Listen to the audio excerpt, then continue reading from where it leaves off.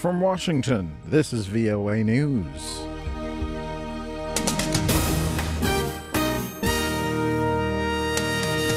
The White House considers allies in the Israeli-Palestinian conflict. The U.S. Centers for Disease Control closes labs. I'm Vincent Bruce reporting from Washington. The White House says it is willing to turn to some of its Middle East allies to help bring an end to the violence between Israel and the Palestinians. White House spokesman Josh Earnest. So there are a number of relationships the United States has that we are willing to leverage in the region to try to bring about an end to the rocket fire that's originating in Gaza and, as we saw this morning, in Lebanon. Earnest reaffirmed Israel's right to defend itself while again appealing to all sides to protect civilian lives and restore calm. Friday's attack from southern Lebanon struck northern Israel near the border and caused no casualties. It's unclear who fired the rockets. Hamas and other militants in Gaza have fired more than 550 rockets into Israel.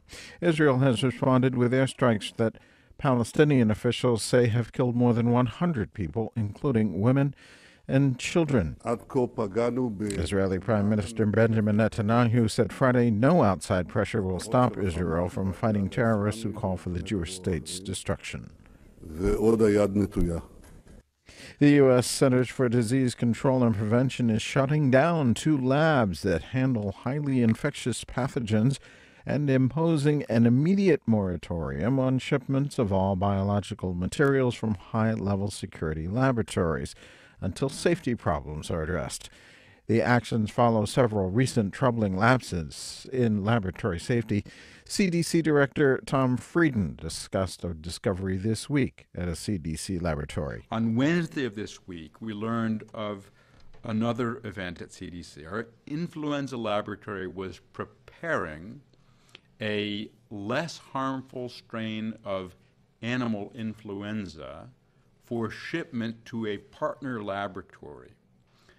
In the process, unknowingly, they cross-contaminated that strain with highly pathogenic H5N1 influenza. In other recent incidents last month, more than 80 CDC scientists at 3 labs were potentially exposed to live anthrax. Then, also, this was announced this week that the exposure to 6 long-forgotten vials of live smallpox virus were found in a storeroom at a U.S. Food and Drug Administration laboratory. Frieden says he will appoint a new director of laboratory safety. More details on these stories at voanews.com. A new item, a car bomb in the Kurdish-controlled city of Kirkuk in northern Iraq, has killed at least 25 people and wounded 25 others. Earlier reports Friday said Kurdish forces seized 2 northern Iraqi oil fields near Kirkuk, saying they wanted to secure the facilities. At least 19 Ukraine government servicemen reportedly were killed in a rocket attack by pro-Russian separatists in eastern Ukraine Friday. Andrei Lysenko, a spokesman for Ukraine's National Security and Defense Council, told reporters 23 soldiers had been killed.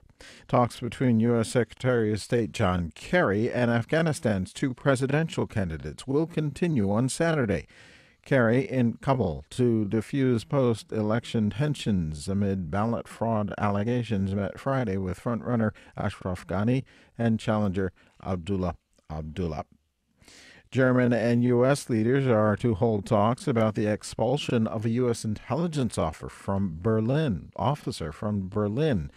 German Foreign Minister Frank-Walter Steinmeier says he will discuss the matter with U.S. Secretary of State John Kerry when the 2 diplomats see each other at meetings in Vienna in the next 2 days. The German foreign minister spoke to reporters Friday in Berlin, a day after Germany expelled the intelligence officer over allegations that Washington hired German operatives to sell it secret documents. A meeting of the Convention of the International Trade of Endangered Species, or CITES, is threatening to sanction 2 countries, Thailand and Madagascar. VOA's Lisa Schlein has more. This international meeting on wildlife trade is putting Thailand and Madagascar on notice they will pay a heavy price if they do not take measures to end the illegal trade in ivory and rosewood timber. CITES, the Convention on the International Trade of Endangered Species, says yearly profits from the illegal trade in wildlife amounts to about $20 billion, but that huge sum is dwarfed by the hundreds of billions of dollars raked in each year from the illegal trade in commercially valuable timber and fisheries or marine life. Lisa Schlein reporting for VOA. I'm Vincent Bruce in Washington. That's the latest world news from VOA.